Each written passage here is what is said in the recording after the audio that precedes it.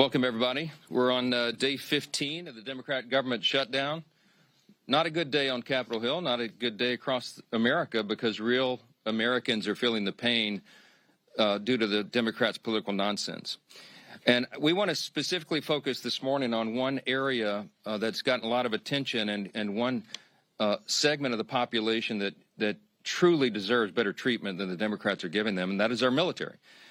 Today, if it weren't for the bold leadership of President Trump helping us to protect our military, everyone needs to understand that 1.3 million active duty service members would be missing a paycheck. They'll get their check, thankfully, because President Trump has shown strong leadership. And under his direction, the Department of War has now redirected unspent funds to ensure that our troops are taken care of. And this is while Democrats are playing political games. Last night, they played some games. They stormed my office. Maybe you saw some of the video online that they themselves shared, or someone did. They berated a Capitol Police officer, screamed at him. He was just merely standing his post. Shows again their disdain for law enforcement, as we see all around the country, the Democrats and everyone in that party screaming, assaulting ICE officers. They did it right here in the Capitol last night. A few members of Congress went into the little foyer of my office and tore down a sign that I had up and just engaged in all sorts of political stunts and antics. They've been doing that every day now, and it shows their desperation. It also shows a very strong contrast between the party that is working for the people and trying to keep the government open and do the right thing, and the party that is engaging in all this nonsense. But they've shown by their actions and now their votes multiple times now. 9 times the Democrats have voted, counting the House and the Senate Democrats, they have voted to not pay the troops. They have voted to block their paychecks. And it's very serious stuff, and they don't seem to care at all. The problem we have right now is that in spite of President Trump's heroic efforts to make sure they get paid, that is a temporary fix because the executive branch's help is not permanent. It can't be. And if the Democrats continue to vote to keep the government closed, as they have done now so many times, then we know that U.S. troops are going to risk missing a full paycheck at the end of this month. And that means service members on deployment who've left their young families back home, relying upon these checks. It means service members who are thousands of miles away from home. It means service members trying to make their rent and those who have ailing relatives that need to be taken care of. None of those people will be paid if the Democrat obstruction continues.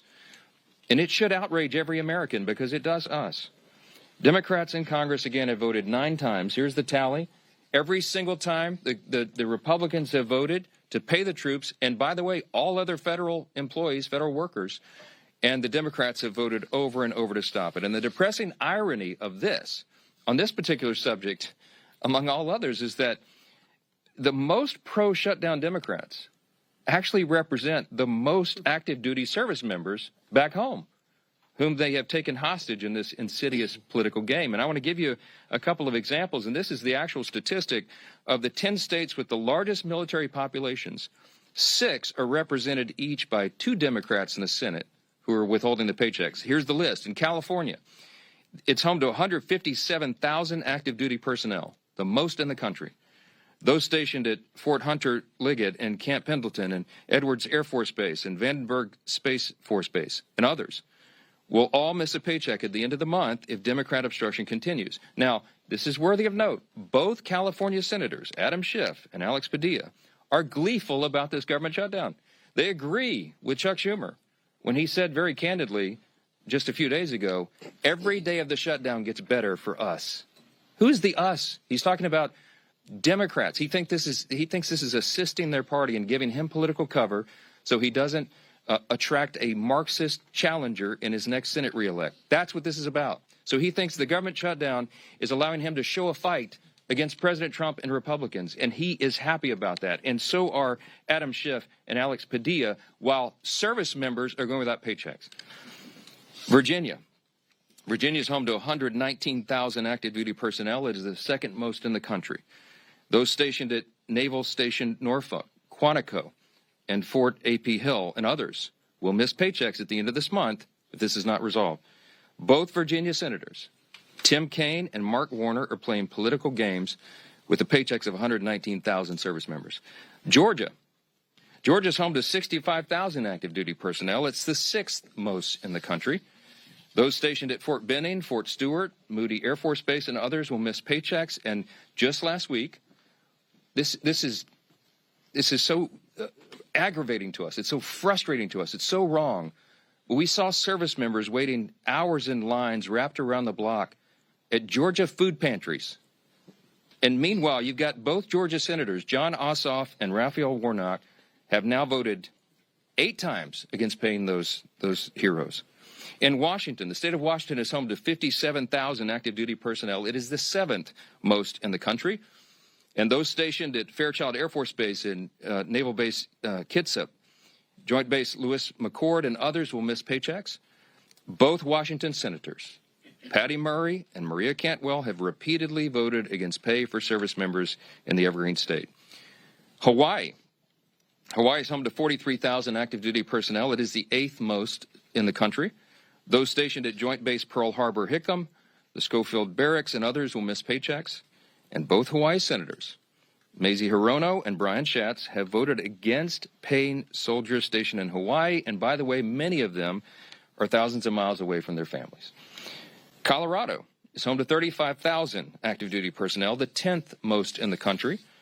And those stationed at Fort Carson, Buckley's Space Force Base, Peterson's Space Force Base, and others will miss paychecks. And you guessed it, both Democrat senators are from Colorado. John Hickenlooper and Michael Bennet have voted against paying those troops in their state. And I just want to mention New York. It gets honorable mention. It isn't in the top 10.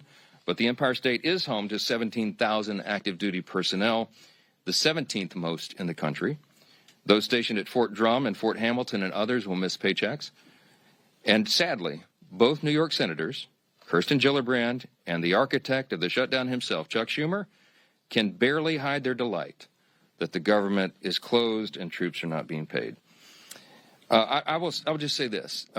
There's something that should be remembered by everyone. Democrats say that even missed paychecks for U.S. troops won't be enough to end this shutdown. The Democrats, who we just demonstrated, represent thousands and thousands of the most heroic men and women on the earth, refuse to put their unserious partisan demands to the side and pay the troops. And here are the indisputable facts of this shutdown. Republicans want to pay the troops, and we have shown that with our actions and our votes now 9 times. And the Democrats want to use them as hostages to extort $1.5 trillion in new unserious partisan spending that we just won't go along with. We won't sell out the long-term security and future of the United States so that Chuck Schumer can prevent a primary challenge from his left wing. We will not be a part of that nonsense. And until Schumer and the left wing of his party are satisfied enough that the pain this shutdown has caused has reached a limit that they're satisfied with, then the Republicans are going to stand here every single day, and we're going to continue to deliver the simple facts directly to the American people. Information. Truth